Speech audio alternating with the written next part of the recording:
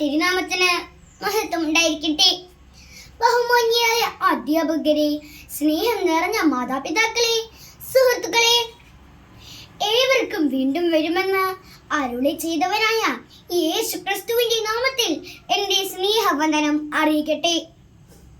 ഇന്നെനിക്ക് നിങ്ങൾ ഏവരുമായി പങ്കുവയ്ക്കുവാൻ ലഭിച്ചിരിക്കുന്ന വിഷയം കരുണയുള്ള കർത്താവ് എന്താണ്.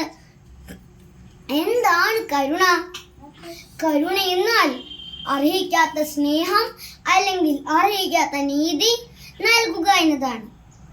നമ്മുടെ കർത്താവ് നാം അർഹിക്കാത്ത നീതിയും സ്നേഹവും നൽകുന്നവനാണ്. അവൻ നമ്മോട് കരുണയുള്ളവനാണ്.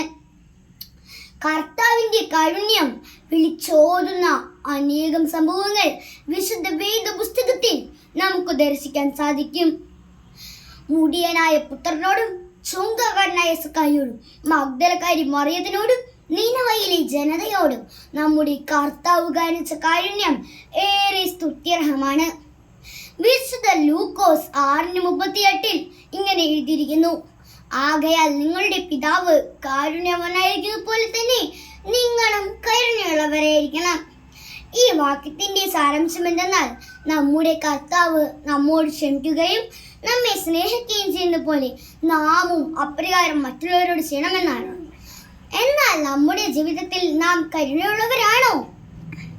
നിസ്സാര തെറ്റുകൾ പോലും നാം ക്ഷമിക്കുവാൻ മറന്നിരിക്കുന്നു.